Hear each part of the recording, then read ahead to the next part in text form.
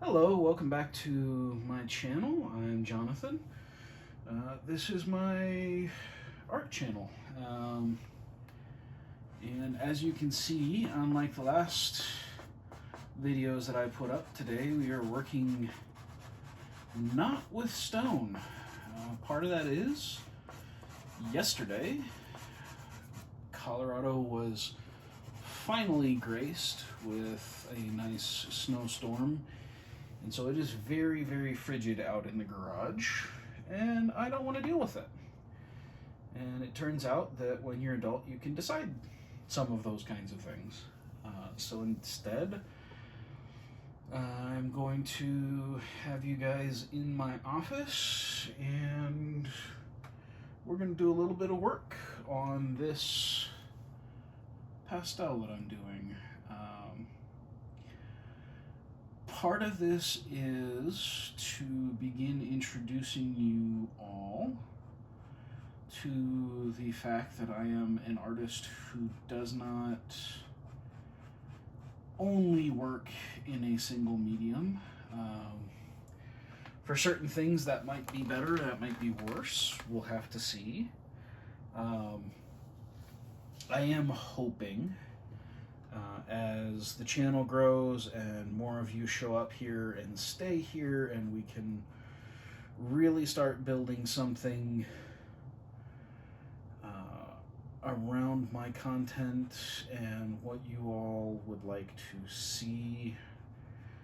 I get to do things like teach and make art in a way that we all can sit back and enjoy for what it is.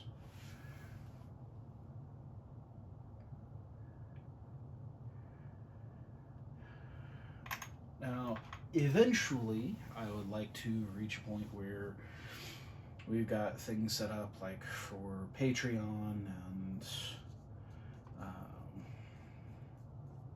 so some of the other ways to make it more exclusive than just having things here on YouTube to bring people in.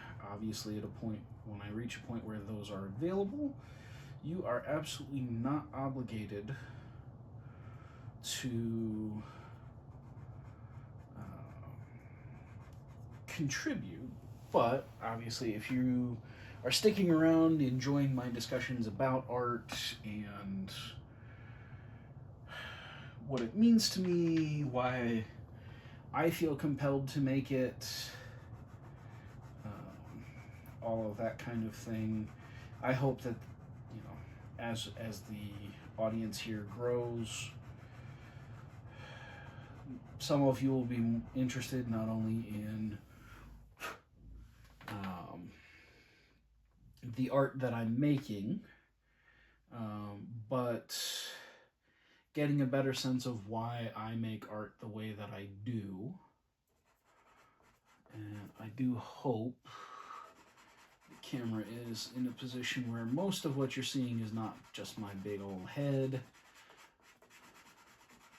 I will have to go back and see here. Pointed the camera where I thought would be good, and we'll just have to see after I get done with this if that was correct.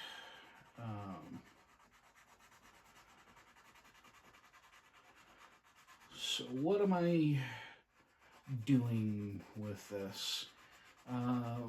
So first of all, this is chalk pastel. So the grown-up version of sidewalk chalk. It's actually one of the mediums that I did an independent study while I was in college, explicitly to learn to do. Words are difficult at the moment. A media that is not necessarily a normal part of the curriculum where I went to school. And because it is one that one of my professors really enjoyed doing, it became it became something that attracted my interest, and so I went ahead and made that a point of study while I was still in college. And now that life has left me a little more settled in certain ways, um, I thought I'd get back to it. Thought I would bring it on as something to do, because even more so than oil painting, which is what I learned to paint in college, because chalk pastel is so similar to drawing with charcoal, I actually find many of the skills that I have from working in charcoal have translated into a media that does color, which, let's face it, human beings like things that are colorful. It's just part of who we are and how we deal with and interpret the world. Let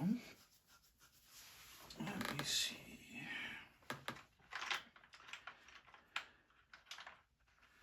I think you might end up being helpful.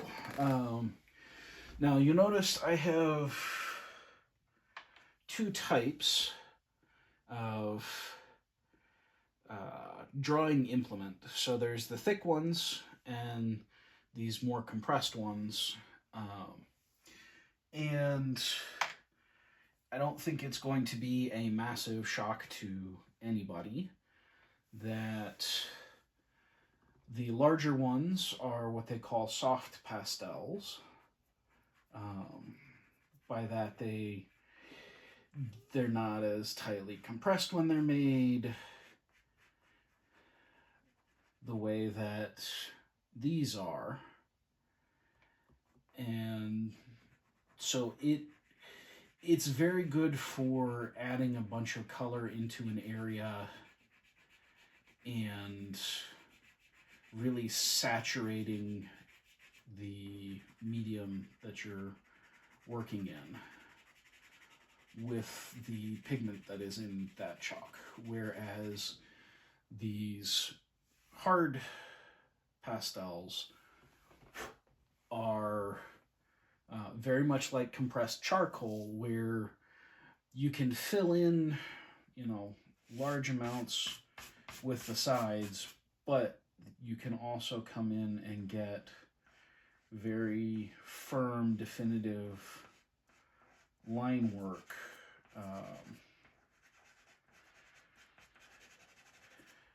Which the soft pastels they don't hold an edge for you nearly as well. And so it becomes a mark of where you want color. Like, do you want to just have a broad swatch of color here, or do you want to have something where you're actually developing very specific details?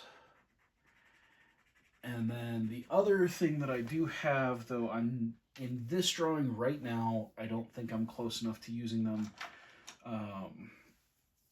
are these General's pastel chalk pencils. And you use them just like you would a charcoal pencil or something like that. And that will let you get even more precision in where you're applying the color. The difficulty that I have with this paper is it does not have a particularly significant tooth. So it is a piece of this Strathmore drawing, medium surface. And so there's texture to it. You can kind of see hints of it in some of the shadow areas still.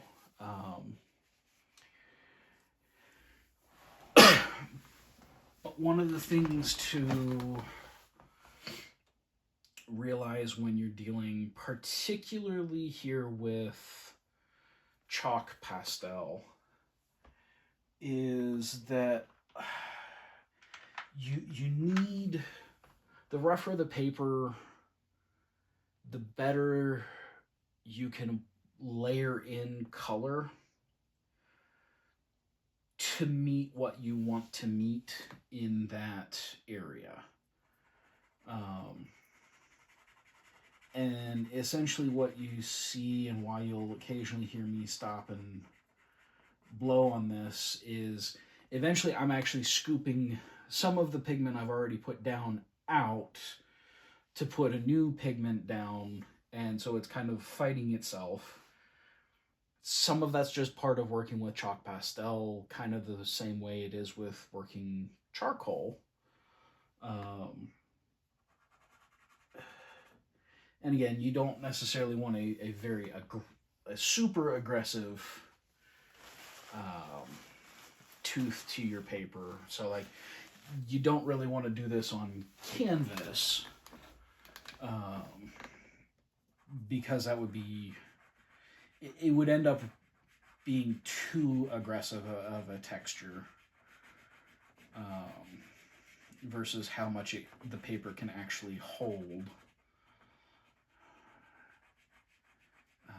And what I'm trying to do here is just kind of give us some hints of where rock has formed some facets that would be catching the sun in particular ways. We'll have to see how good my iPhone is at picking up some of the more subtle changes in through here. And I'm not going for photorealistic here, but I also do want everybody to be able to look at this and go, oh, it's a rock formation, which I think is pretty easy to pick out.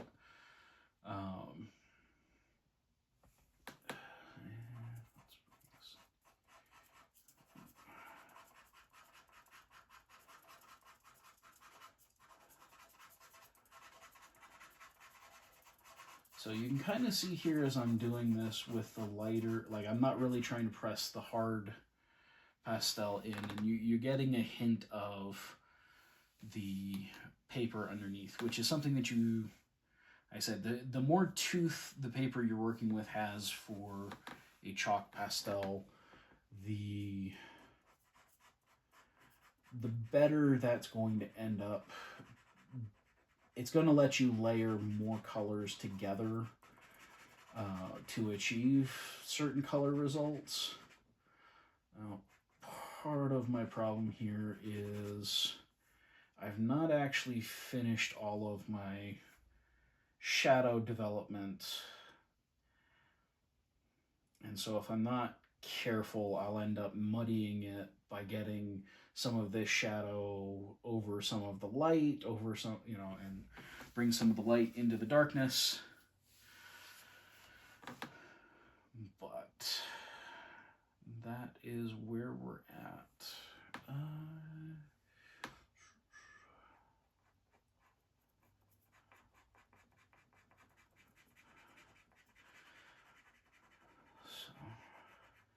And going back to what I was talking about, like one of the reasons that I liked picking up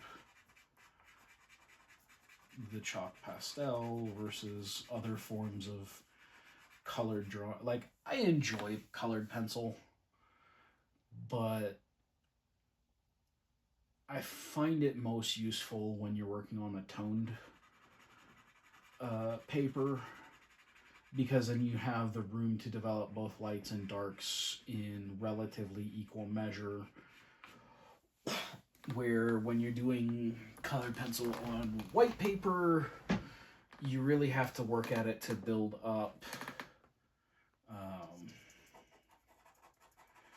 You really have to work up the coverage to really start going, oh, this is standing out more here.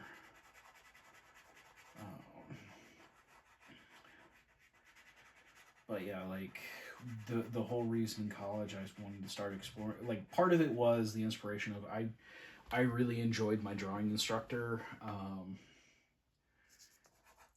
and how he went about doing things. Um, if you want to look him up, his name is Andrew Dixon. He likes doing industrial landscape pastels. Kind of one of the big things that if you're looking at his body of work, you're most likely to find.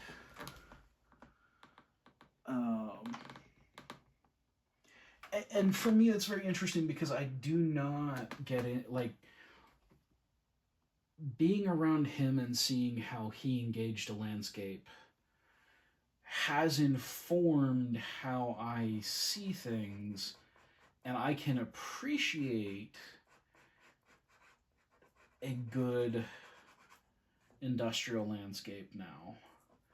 But I do not myself find any particular draw to create those.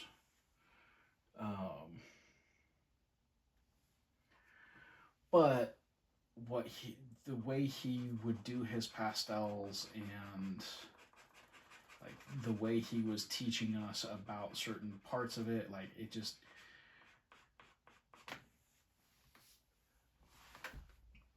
in reaching for color, because that, I feel like color is one of the last things to try and conquer as an art student.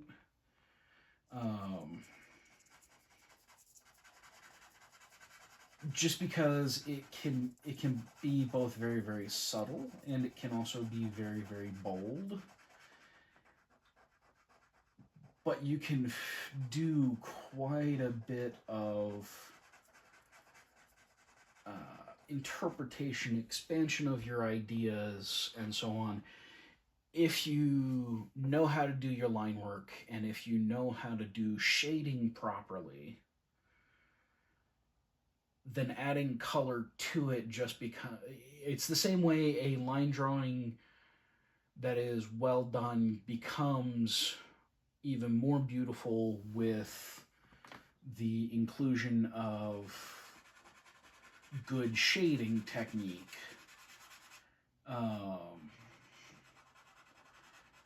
Taking a drawing from that level of it's been well shaded to it's also now well colored becomes a point of artistic development that is a very important place to hit, I think.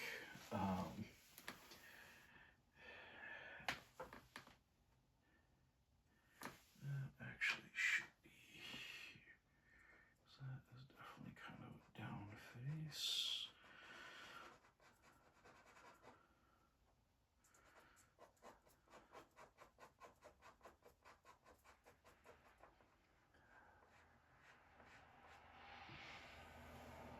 Now, I don't want this to become a true line, because there are no actual lines in nature, simply places where planes completely turn away from the viewer.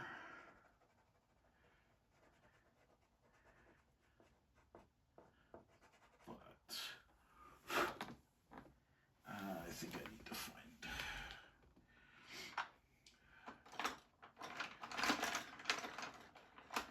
Right. And this is the struggle because I only have so many of these pencils. Find.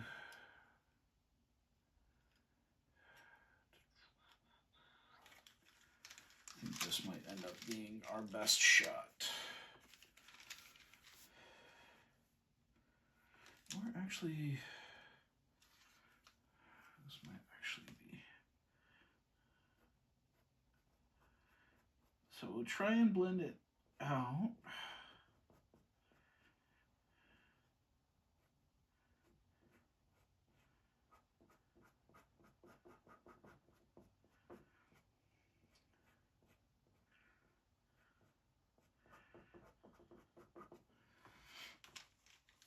And in there, so I do not reach for my black chalks very often because it becomes too easy to rely on them to make things super dark, which is not necessarily how nature puts things together. But right there, I think we needed a distinctive or more distinctive break.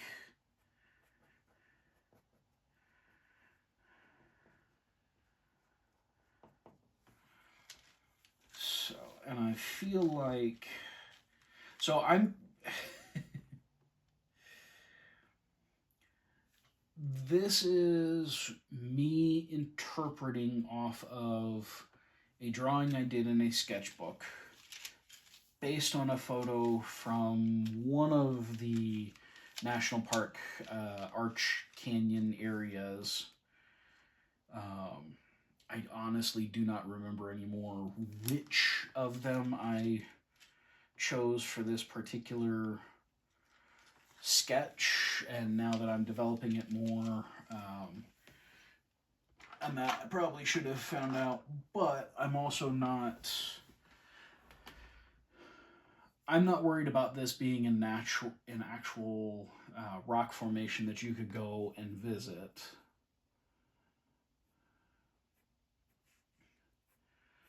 So, but what I'm trying to do here, and like I said, I don't want it to be a line as we understand it,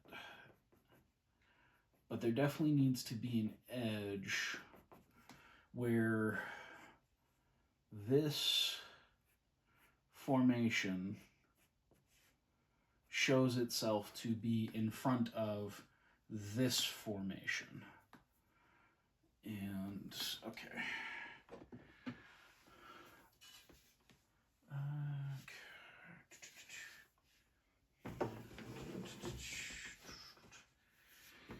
Alright, well, we'll do this.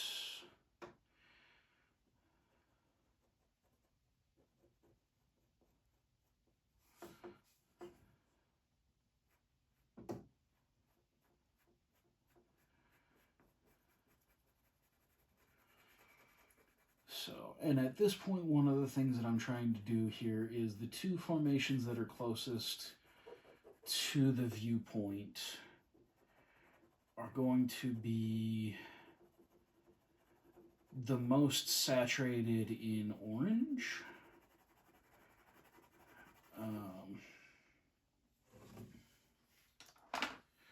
So, and just like with painting, using a mall stick is a great way to not get too much pastel on your hands, though sometimes it's unavoidable.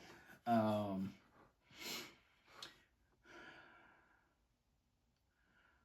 yeah, I am attempting to use color as well as I know how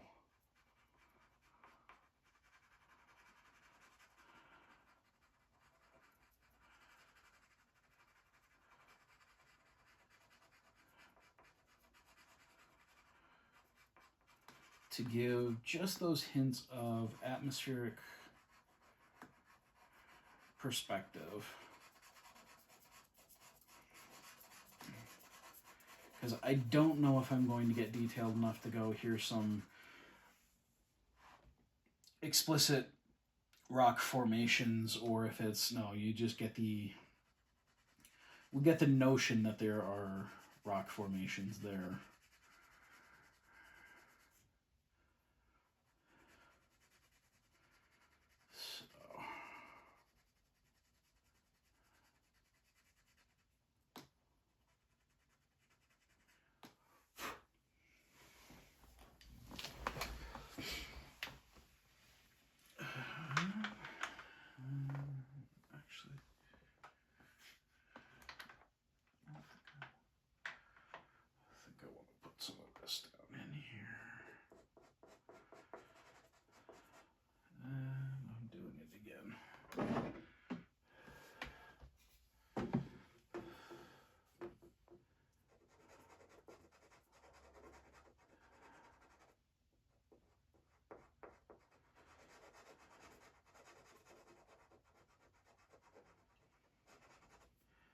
So, and this kind of gives you a good idea here, now that you've seen me work with the pencil and the compressed chalk. The soft chalk is adding, but you can also see that I'm not leaving very distinct linear movements behind with it. So, all right.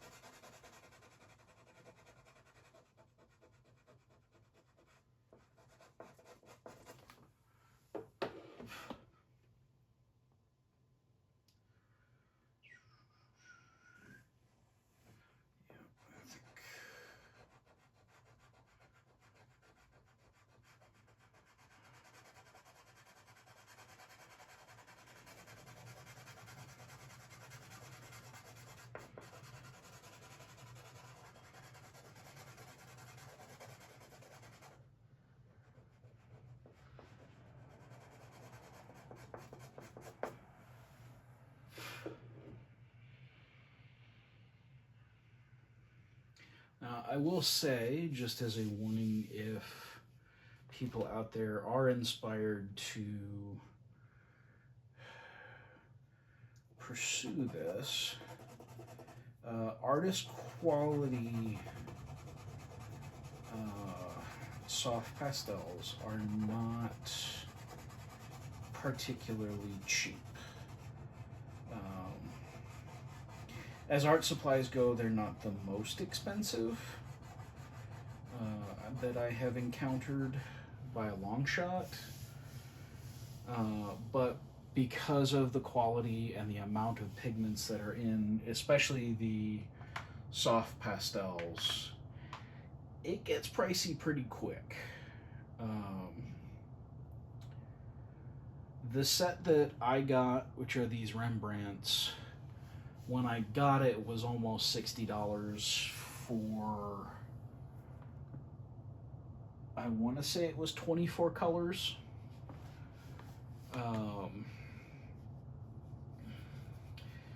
The compressed charcoal, or the compressed ones, are more in line with colored pencil prices, but again, if you're getting artist quality, it's not cheap.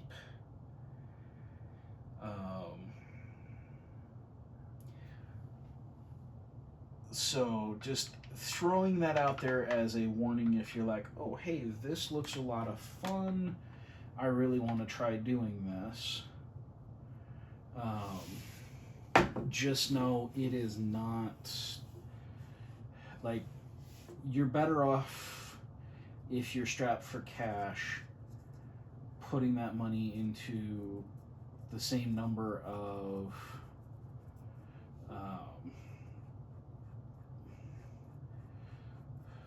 charcoal pencils, compressed charcoal, all of that, and learning to do grayscale work and getting very good with that before deciding, hey, I really want to invest a lot of, relatively speaking, a lot more money into doing color.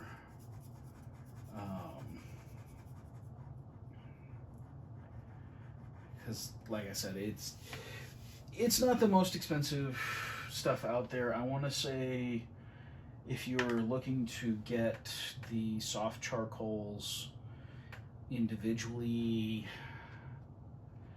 last I knew, and it's been a little while, they were $2 to $3 per color. Some of them are more expensive because the pigments that go into them are just more difficult to get and deal with and make into make into the appropriate kind of pastel. So, which is not a bad thing, it's just something to be aware of as you consider if this is a medium you'd like to actually attempt yourself. But I would say if you have developed enough in your drawing, particularly if you've done a good bit of charcoal work, and you're looking for something, you wanted to get into color, but the cost of oil paints is, you know, prohibitive for you. This might be a way where it is less prohibitive to get in and begin working on with color for the things that you're making.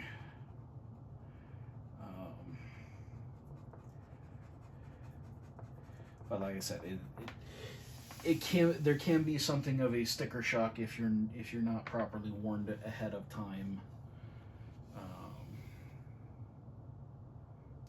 That's just how it goes.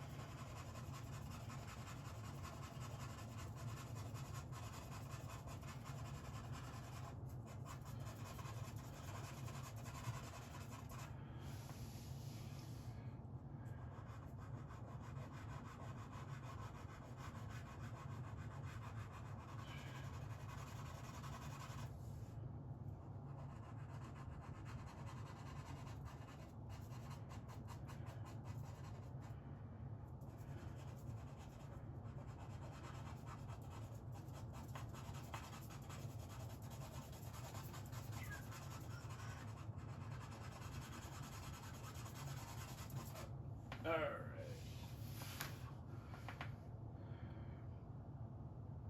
Sneeze. Excuse me.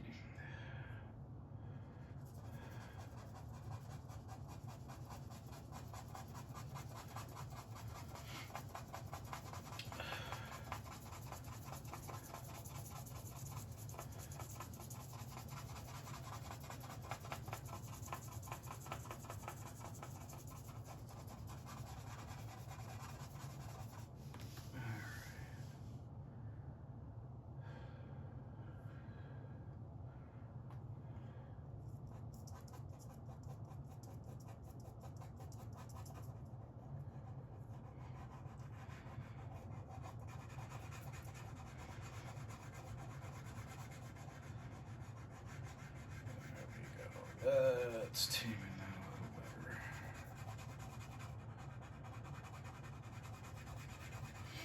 So, and this becomes one of the areas where you can learn a great deal very quickly about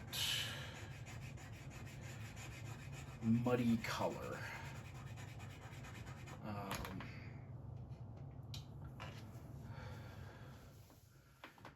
Pastel is one of those where you can combine things pretty infinitely, but there does come a point where you have to know what ought to be added to what. So one of the things that it might be a little bit hard if you've not had any good classes or instruction on color at this point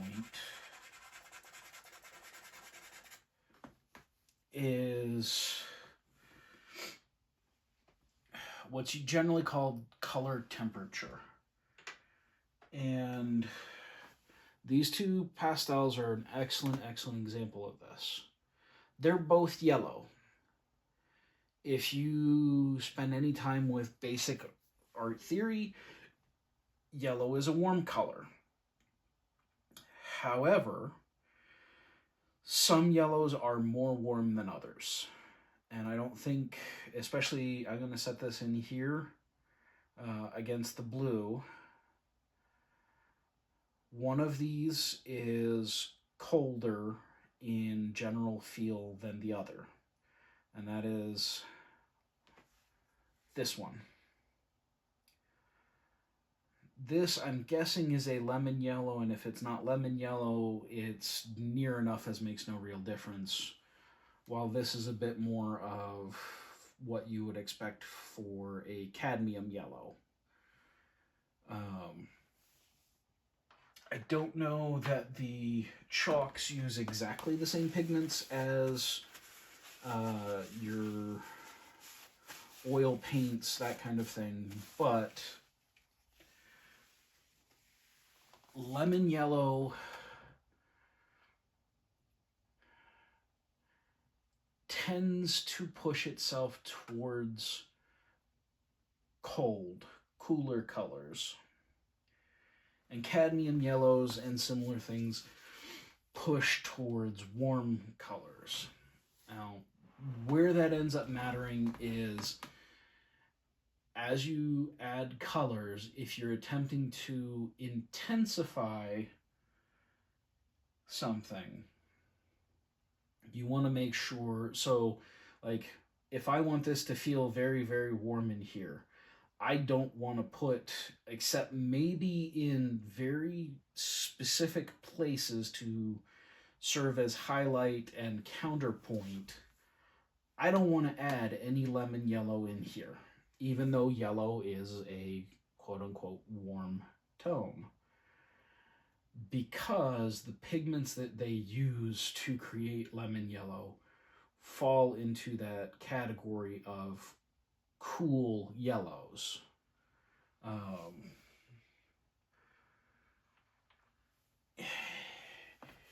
It's one of those things, I think some people can see it almost innately, and there are some people that it doesn't make sense, and that's okay. You're like, that comes down to your eye and your practice and the kinds of explanations you've been given about color. And so like what I said is I want this formation, which I'm going to have to go in and define better. But I want this formation and this formation to stand out, feel like they're the closest, and to do that by the colors on them. And the easiest way to do that by the colors that are on them is to make sure that they stay in the same warmth categories. Like I probably should actually do this. It might end up, yeah, you see it kind of deadens it, and now it looks a little bit blue and mushy.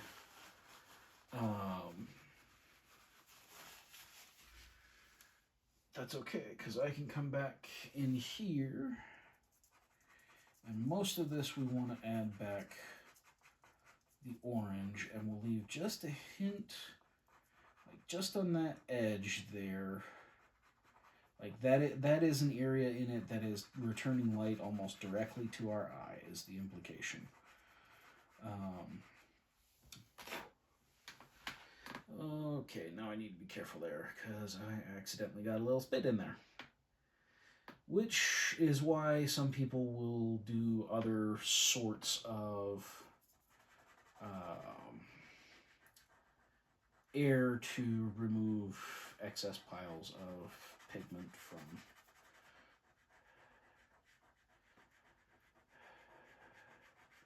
from their work. Where I tend to be a little bit more carefree about it.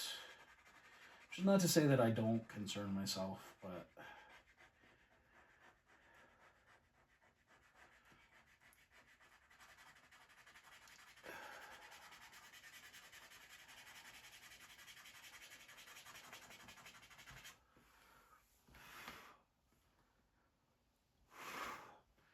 what's also going to happen there is that's going to make this area, there's going to be parts of it that are just, if you will, caked in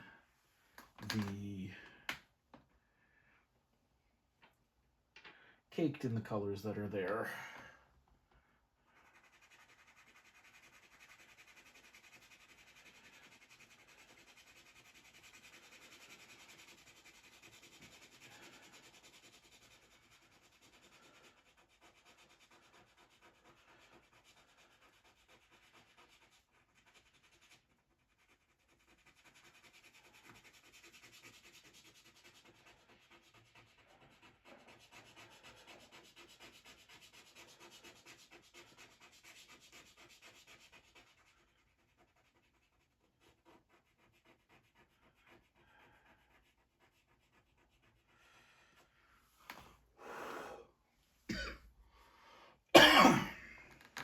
The other thing to be aware of, if I was working any bigger than this, which it's 11 by 14, I would probably try to have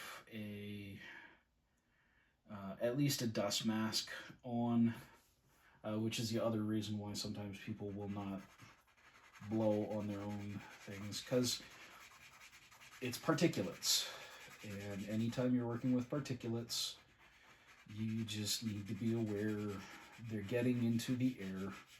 If they're in the air, you'll breathe them in. If you breathe them in,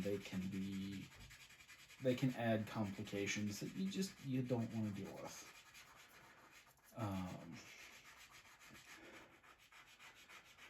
So just as another thing, if you are inspired to pick up some charcoal or pick up some pastels and start doing this,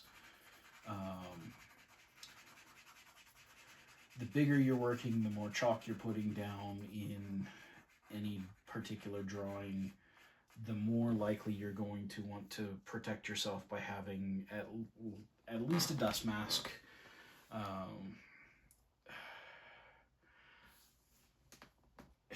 Art doesn't need to kill you. It's a complex, intricate thing that we do. It's hard to explain, and in the world of, but how does this benefit me right now, it can feel difficult to justify. The biggest thing I would say in rebut to that is everything that you see, every product you buy, somebody decided that's how it should look. Good, bad, and ugly. Somebody came along, decided that's how this product is going to look. So from the watch on your wrist to the computer on your desk to basically anything except for something that was grown. Okay, I need to deal with that in a few moments.